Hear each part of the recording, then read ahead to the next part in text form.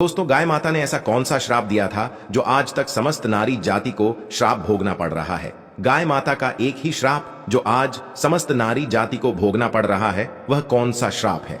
तो आइए जानते हैं एक कहानी के माध्यम से। एक नगर था, उस नगर में एक रामू नाम का व्यक्ति रहा करता था। उसके पास में एक गाय थी जो गाय दूध देती थी, और वह रामू नाम का व्यक्ति उस गाय को हरा भरा चारा डाल करके उसका दूध निकाल करके उसका क्रय विक्रय करता था, खुद पीता था और अपने परिवार वालों को पिलाता था। उसी से अपने घर की दिनचर्या चलाता था। धीरे धीरे समय व्यतीत होता चला गया। एक समय ऐसा आया जब गाय ने दूध देना बंद कर दिया। जब दूध देना बंद कर दिया, इधर जो रामू था, उस रामू ने उस गाय को चारा डालना बंद कर दिया। और एक दिन वह आ गया।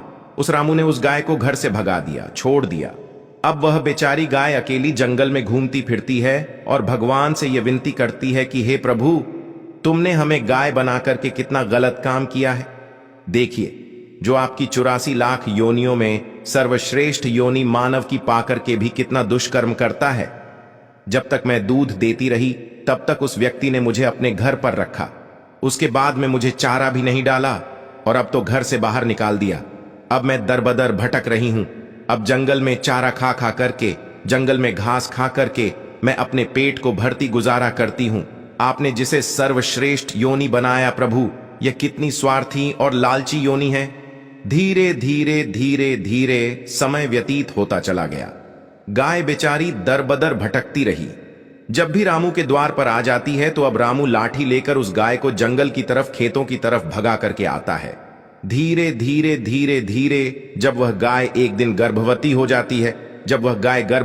जाती है, तो अब जैसे ही 3-4 महीने का गर्भ हुआ है, तो एक स्त्री ने जैसे ही उस गाय को देखा कि यह गाय तो गर्भवती है और इस गाय को मैं पाल करके अपने घर पर ले जा करके जब यह गाय दूध देने लगेगी तब मैं इसका दूध खुद पीऊंगी और अपने परिवार वालों को भी पिलाऊंगी। इसका दूध खूब क्रय विक्रय करूंगी।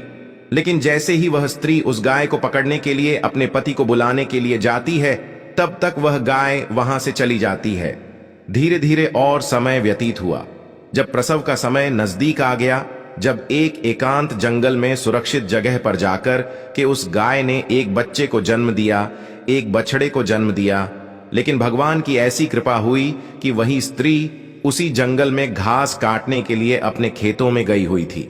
जैसे ही उसने दूर से देखा, अरे ये तो वही गाय है, इस गाय ने तो बछड़ा दे दिया। अब बहुत अच्छा हुआ, अब मैं इस गाय को पकड़ करके अपने घर पर अवश्य ले जाऊंगी। जैसे ही वह स्त्री उस गाय के पास जाती है तो गाय उसी समय उस स्त्री से कहती है बहन, आज तुम हमारे ऊपर एक परोपकार कर दो। यह हमारा जो बच्चा है, यह पीछे पड़ा हुआ है। इसे उठा करके तुम मेरी गर्दन के ऊपर रख दो। मैं अपने बच्चे को लेकर के किसी सुरक्षित जगह पर चली जाऊंगी, क्योंकि यह मेरा बच्चा 8-9 महीने बाद चलने लायक हो पाएगा।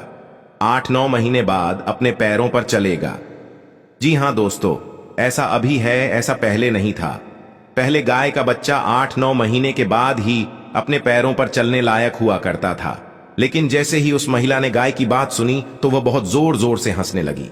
वह कहने लगी, भला तुम्हारा बच्चा इतना गंदा है, इतनी गंदगी में पड़ा है, मैं तुम्हारे बच्चे को उठा करके तुम्हारे कंधे पर क्यों रखूं? मैं तुम्हारे ऊपर ही परोपकार क्यों करूं? जैसे ही उस महिला ने उस गाय की मजाक बनाई, उसी समय गाय बेचारी असहाय थी। वह अपने बच्चे को उठा नहीं सकती थी। उसी समय दुखी होकर के श्राप दे दिया। उसने यह श्राप दे दिया कि जाओ, अब तुम्हारा बच्चा जन्म लेने के बाद तुरंत चलने लगता है, लेकिन आज मैं श्राप देती हूं, तुम्हारा बच्चा जन्म लेने के 8-9 महीने बाद ही चलने लायक होगा। और जो यह मेरा बच्चा आज चल नहीं पा रहा है, वह मेरा बच्चा बहुत ही जल्द अपने पैरों पर चलने लायक हो जाएगा। कहते हैं दोस्तों, सतयुग का प्रमाण मैं आपको दे दूं। जिस समय सुखदेव जी पैदा होने के तुरंत बाद ही अपने पैरों पर चलने लगे थे, और वेद व्यास भी जन्म लेने के तुरंत ही बाद अपने पैरों पर चलने लगे थे। यह बात सतयुग की थी, लेकिन कलयुग में ऐसा नहीं है, क्योंकि गाय ने श्राप दे दिया था। उसी दिन से महिलाओं का जो बच्चे पैदा होते हैं, जो तुरंत चलने लगते था, उनकी प्रक्रिया वहीं पर रुक गई और गाय के श्राप से और 8-9 महीने बाद ही बच्चे चलने लायक, अपने पैरों पर खड़े होने लायक बन पाते हैं, और गाय का बच्चा उसी दिन से अपने पैरों पर चलने लायक हो जाता है। इसलिए किसी की आत्मा को कष्ट नहीं देना चाहिए, सबसे बड़ा धर्म है। गोस्वामी तुलसीदास ने लिखा है, परहित सरस धर्म नहीं भाई। दूसरे के दुख में दुखी हो जाना, दूसरे के काम आना सबसे बड़ा धर्म माना गया है। इसलिए हमें असहाय पशुओं की, पक्षियों की सहायता करनी चाहिए।